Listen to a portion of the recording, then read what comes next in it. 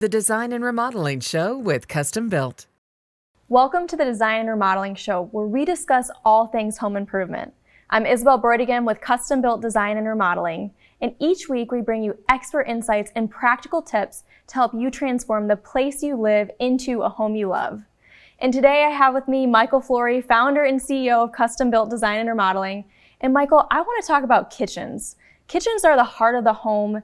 Honestly, the place where most life happens and where meaningful conversations and impactful moments take place. So can you walk me through, the main reasons that you see people remodeling their kitchens? Thanks, Isabel. I'm super excited to be with you today, and talking about the kitchen is going to be so exciting. Like you said, it's the heart of the home. And I often think, when you first get into this, that people they want to cook different. But the reality is it's so much more than that. It's part of it. They want to cook, but the kitchen is a place where they want to interact, and at big gatherings that you can be in the kitchen and be interacting with your family out there. On top of that, they do wear out, or they're dated, or they're just don't have it anymore, or the cabinets don't work. I mean, the layout of it. So those are some of the key things that we hear, but honestly, it's usually more of an emotional reason. They're just really frustrated that they can't have their whole family in there, or while they're cooking in the kitchen for 2 hours, it's so small that they can't get around an island and they're bumping into each other. And if it's partners or husbands and wives, it's usually we hear it's the husband, get out of here, kind of a thing. And so there's tension and stuff. So we are hearing people that want to make their spaces work better for them. Yeah, and when I think about redesigning and remodeling a kitchen, there's a lot of design decisions people can make. What is the most common, or some of the most common things that you see people wanting to change in their home? Is it the layout? Is it, taking walls down? What's the direction people typically come to you with?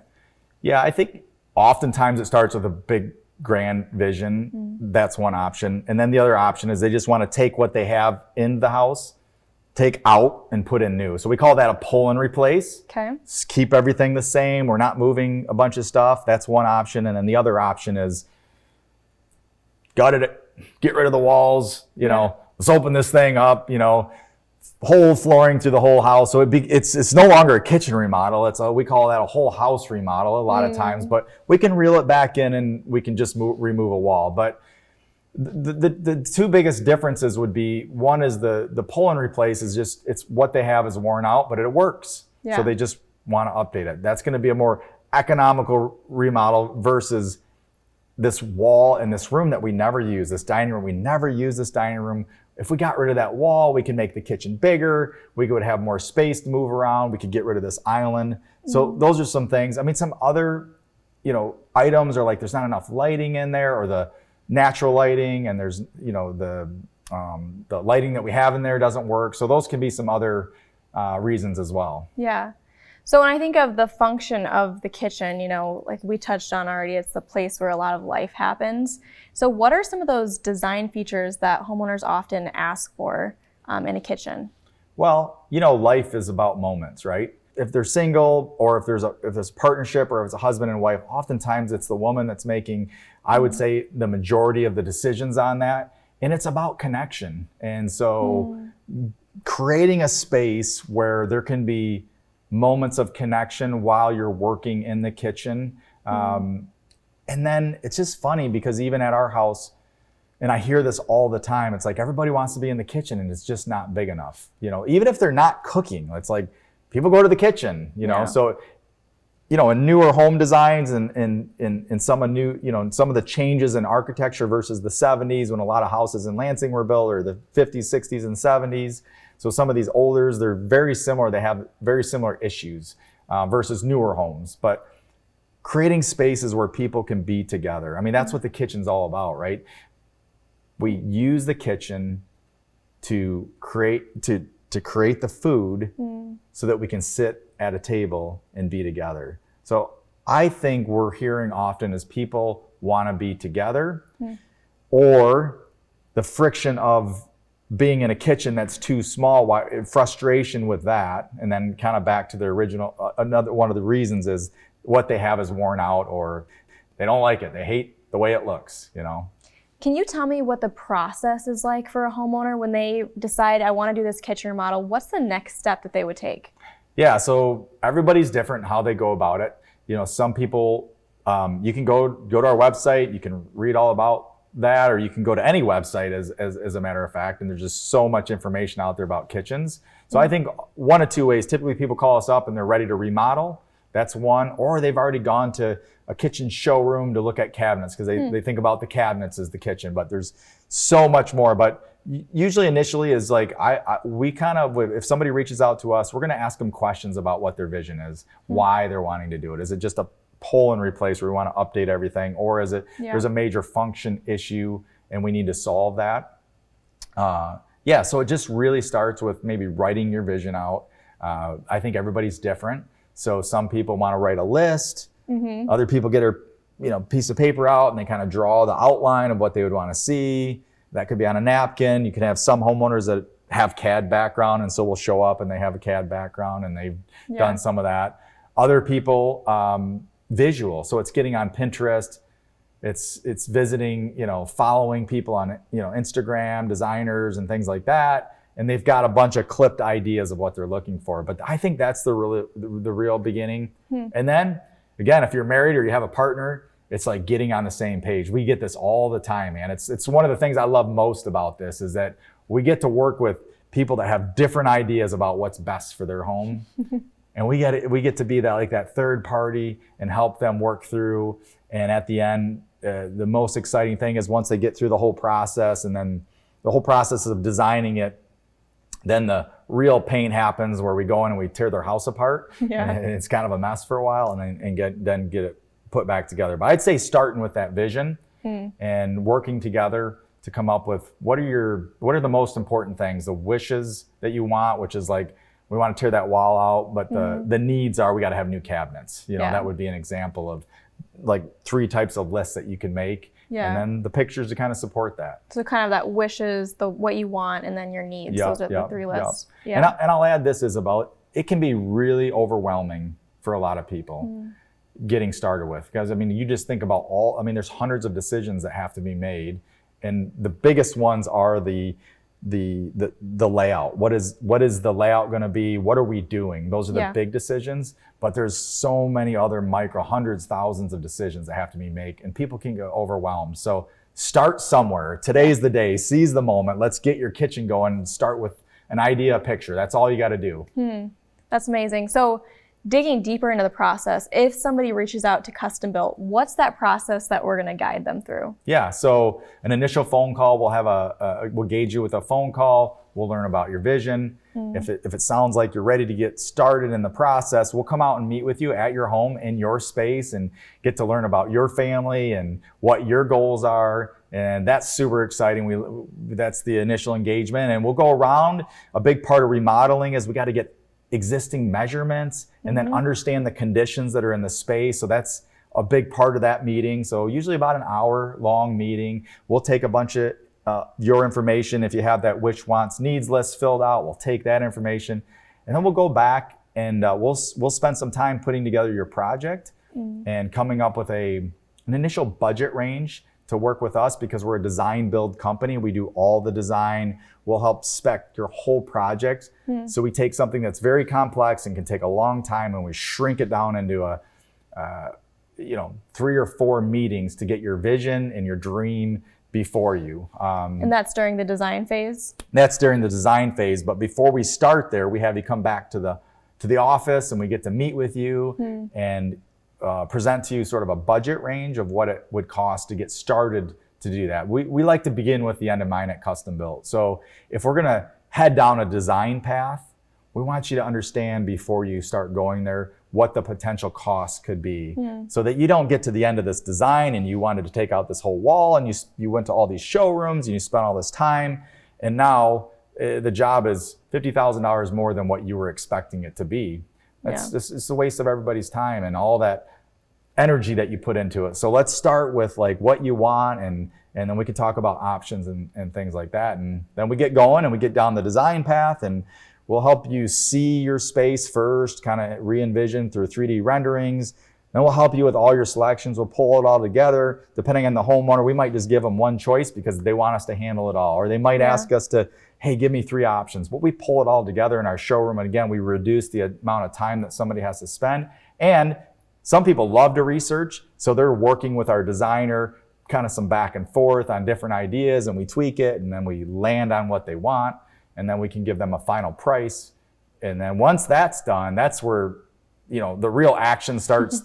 People think about when they first think about custom built is like, tear my space apart, So once we get those final decisions, we can then, and land on a fixed price, we can then start the ordering process and the pre-construction work that has to happen, any permitting, pulling together schedules and calendars, and our team, we'll have a unique team often for each type of project, depending on the flooring or the types of countertops and the specialty things that might happen in a kitchen. So, and then the excitement really happens when we show up day one and we tear your place apart.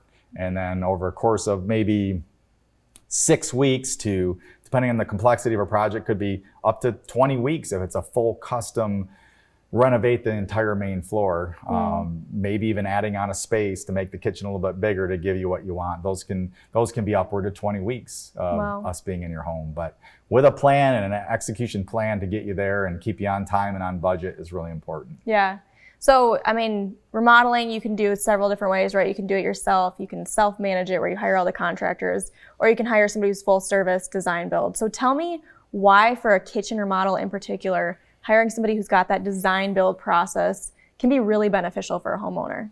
Yeah, I think it's buying back your time and then giving you confidence in the deliverable of what you're going to get. So some people have a gift and love to do it. So I would say with you, probably the DIY option or the self-manage option is a great option. If you like to do it and manage people, that's great. You'll save time, or you'll save money. The time, you'll invest a lot more time. Yeah. So the design build option is really for that homeowner that they might know what they like, or they might not have a clue as to what they want, and they want us to do it all for them. But we're really buying back your time.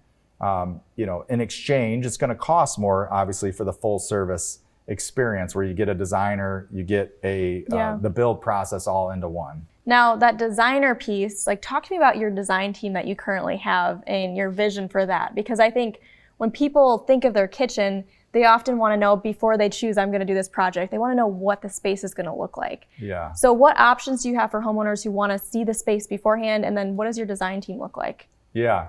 So I think for us, this is something that really was born out of a lot of pain for me as a builder. Is early on, I did all that, and a lot of builders do. They do it, or they send people to this place or that place, but it ends up taking so long, and you can't get people to land on stuff, and they're never confident. And as a builder, you're trying to build it, but they don't even know what flooring they want. And so I had to do a lot of that myself, and that's not my core gift. I'm better at building a team and guiding projects and kind of seeing the next step and helping make sure things. That's where I love to do, is build a team. And so really we went out and we believe that, if we had our own design team in-house in the residential market, it's kind of rare to find somebody. Interior designers are great, but they would help me, but it was like they were busy with all their others. So when we decided that we were going to go out and find trained people that knew how to do design and build a team that could support the guiding process that I love to do and really make that smooth. So we have a lead designer, Christine, who is educated and went through U of M, and she really loves design, and she's got a lot of creativity and comes up with amazing ideas. And then we also have some graduates from Kendall College that are a part of our team, and then a lot of self-taught trained people on our team too. So we're really expanding that part of our business, because really there's so much to know in design. And when we say design, people think of lots of different things, but there's so many steps. Just like the build process, there's so many steps. And so having a team of people that can put that together and somebody that can run the charge is really important. Yeah. So last question for you. How does remodeling your kitchen affect the value of your home? Yeah. So first of all, it's going to change your life. You're going to come home and you're going to want to go in that kitchen, and you're going to want to cook, and you're going to want to have Thanksgiving at your house this year. It's the game changer place if you want to put money into your house. But just from a value aspect, definitely it's going to increase, you know, the sale price of your home and the speed at which you could sell your home. So I think investing in our homes compared to maybe other investments, great things like toys, like cars, and you know, you can buy all these little things. If you invest in your home, it's an appreciating asset. And nothing better. I mean, nothing wrong with putting a new furnace in or a new roof or new windows, but man, when you invest that money in a kitchen, you're not going to regret putting that money in there. It's going to change your life. Fantastic conversation, Michael. Thank you so much for sharing all that information. And if you're curious to learn more, definitely reach out to Custom Built in Okemos. We'd love to help you out with your project. We'd love to be your partner on the journey of transforming the place you live into a home you love. I'm here with Brennan from Consumers Concrete, and today we're going to talk about curing and sealing concrete. Can you tell me why that's a necessary process when you're dealing with concrete? Yeah, so oftentimes people do not cure and seal their concrete and then they start having issues. The reason that you do want to cure and seal your concrete is curing allows the concrete to stay moist during the strength gaining phase. So concrete is a hydration process, so you actually want it to remain moist so that way it can get up to the full design strength and durability. Now sealing, you want to do that because that provides a protective layer on the exterior surface of the concrete to help withstand whatever nature throws its way. Okay. And if you don't properly cure and seal it, what does it look like? Yeah, so you've got a lot of different things that can happen. So one of the very common ones is called scaling. It's when the concrete flakes off the surface and it exposes the aggregates underneath and gives it a very rough, finished look. The other thing that you can get is called crazed cracking. That happens when the surface of the concrete dries out before that it's reached full strength, and you get a lot of small little crazed cracking, also called plastic shrinkage cracking. Okay. And at that point, is the concrete, can you do anything about it, or do you have to demo and? No, there's really nothing you can do. You can grind down the surface and put a penetrating sealer on it, but it's very costly. Okay. And then speaking of products, what would you recommend to a homeowner when it comes to curing and sealing? Yeah, a simple cost-effective product would be a cure and seal. It's all in one, so you get the curing benefits and sealing. And we would highly recommend something with a minimum 25% solids in that product. Awesome. Well, thanks so much, Brennan. Great to connect with you on this. Thank you. I'm here today with Stuart from Northville Lumber.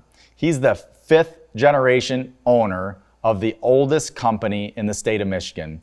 Stuart, my question for you today is homeowners are calling and asking all kinds of questions about all the new materials that are out there, the different types of materials. How would you be able to help a homeowner that has questions like that? Well, we have experience in most of these new materials. The last 30 years has brought us all sorts of ultra low maintenance exterior products, as well as unique new interior products. We stock a lot of these at Northville Lumber and we have experience with them. So all they have to do is tell us what they're trying to accomplish and we can help guide them.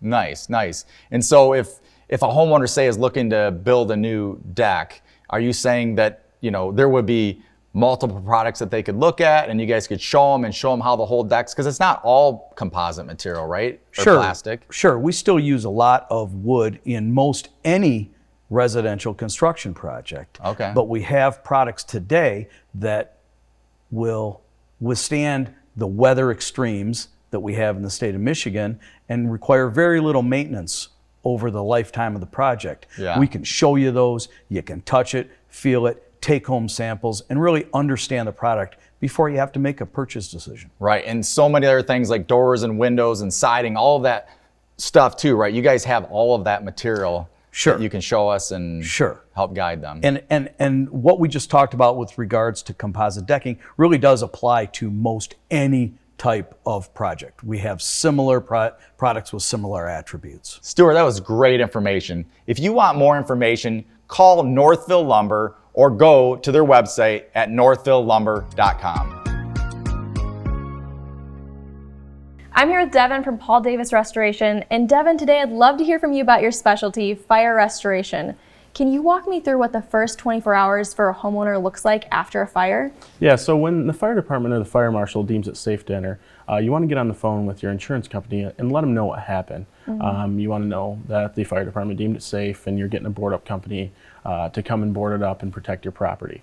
So that leads to the next thing, getting a restoration company out to come get it boarded up, temp fence it, whatever it needs to protect it for the time being. They can also help with any information, what you should do, any tips that they can recommend at the time being with working with the insurance. So you've got fire marshal, insurance company, and then the restoration company. Yep, Okay. get boarded up. Amazing. And what are some things a homeowner should avoid after a fire? Yeah, so you want to avoid really, going in there. A lot of times you want to think about getting your stuff out. It's not always the case. The only thing you really should grab on that night is your valuables, cash or jewelry. But you don't want to take anything to the place you're staying because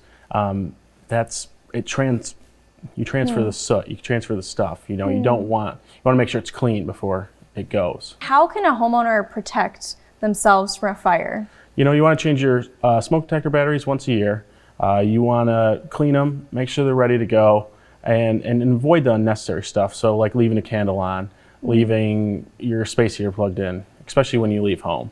And then if people want to connect with you, where can they find you? PDR Michigan, and then our emergency number is 800-676-9118. Amazing. Thanks so much, Devin. Thank you. I'm here with Dan from Acme Exteriors, and today, Dan, I know you specialize on all things home exterior, right? Yes. And roofing is one of those. So could you talk me through, in Michigan, what is the most popular roofing material and why? Okay. By far, asphalt shingles are the most common that we use in Michigan. They're very affordable. They, again, very common, look really great, pretty long lasting, and also easy to repair. Awesome. So talk to me about repairs. I know, we're in the remodeling business, and we'll oftentimes get people calling and asking for repairs. So how do shingles repair? Can you go up and just do repairs on roofs, or? Yeah, absolutely. Storm damage is a common one. We have wind or trees hitting roofs, and we can oftentimes very easily pull out a few shingles and put in new ones. Do those simple repairs as long as they're taken care of quickly. Awesome. And then at Acme Exteriors, if you have somebody call in who is looking for a roof replacement or repair, what's your process? How do you, what's the next steps for them? Yep, the first step is for us to schedule a time when we can go out and actually assess the roof. And we get up on the roof and we'll look at it. And we also might want to look at other things like the attic space, because the roof is a system as a whole. And then we can make the best recommendation from that point. Awesome. And I've seen some of your roof reports. They're really detailed and thorough. So can you talk me through what that process is? What does an actual roof report look like? Yeah, so typically if we're doing a report, there's usually a cost to that, but we go around and we take pictures and we give a full assessment of that roof, which can be used for an estimate in the future, even if it was somebody else that was looking at it. Well, thanks so much for sharing, Dan. If you do have any roof needs, definitely reach out to Dan from Acme Exteriors. He would love to help you out. You can even get that full roof report with the detailed information to help you through the entire process. I'm here with Heather, and she's going to give us insights into what is currently trending for flooring right now. So could you tell me a little bit about what you're seeing come in for carpets? Carpeting is back. Wow. It is hitting us hard. It's a great thing to see because with carpet, we can give you the warmth and softness that people are wanting in their home. We live in Michigan, so more months out of the year are spent in cold weather. Yeah. So we are seeing a lot more patterns and texture changes. Yeah. At Carpet Studio, we have lots to offer for the people that want to be a little bit more bold or that want that subtle but beautiful texture to the carpet. That's amazing. We're seeing the same thing in just whole home remodels, those deep colors coming back in and wanting to bring more coziness to a space. That's amazing. So what about hardwoods? I mean, what are you seeing for hardwood flooring right now as far as stain colors go? What are people leaning towards? The naturals seem to be really popular. We are getting to branch out into some herringbone, some framing patterns and things like that. So our installers are being challenged, and it's great to see people loving their home and not just making it so that it's ready to sell to the next person. Yeah. Yeah. And then one more, what about tile? What are you seeing for tile right now? Tile is coming back also. We're seeing a lot more bathrooms being remodeled completely with tile on the floor and the walls of the shower. We're seeing a lot more backsplash coming in, and Okay. more bold patterns with that as well. People are starting to embrace the idea of keeping their home and making it just what they want. That's amazing. Well, thank you so much. Appreciate your time. Thank you. I'm here with Michael Flory, founder and CEO of Custom Built Design and Remodeling. And Michael, today I'd love to hear, when a homeowner is ready to reach out to Custom Built, what does that process look like? Well, we have built an amazing website. Isabel, you've been super instrumental in kind of taking the vision and really making it reality for people. But they can go to our website, and we have a learning center, and they can start learning. We have a roadmap that kind of lays out the whole process. And whether you're going to DIY something or self-manage, or you're looking for us to be your full-service design, build, and builder, we have the resources for you that you can start there, start getting educated. Certainly, if you're ready to talk to somebody, you can click that button, fill out a form, and then reach out to us. And then one of our project development advisors will reach back out to you and really start the conversation. And that starts with an initial phone call. We'll have a great conversation, learn a little bit about your project, and then if it makes sense, we would come out and meet with you in your home and just begin the journey. Amazing. And beginning that journey, you talked about our roadmap that we have out, right? So yeah, it's really that initial phone call, the discovery call, the in-home consultation. At that in-home consultation, what are we doing when we're out there? Yeah, so I think it's like three things. It's let's sit down. We're going to be together around your table, listening to your vision. If there's two of you, if there's a husband and wife or a partner, like having all of us in the room is super important to gather your vision. The second thing we're going to do is, once we have our notes and all that, we'll go look at the existing conditions, because remodeling is special that way. The existing conditions are so important. And then last, we're going to take measurements and pictures, and so we can go back and work up your budget for your project. Amazing. Thank you, Michael. I hope you've been enjoying the Design and Remodeling Show, where we talk all things expert insights and practical tips to help you transform the place you live into a home you love. We look forward to seeing you next time. Thank you for watching the Design and Remodeling Show with Custom Built. See you next week.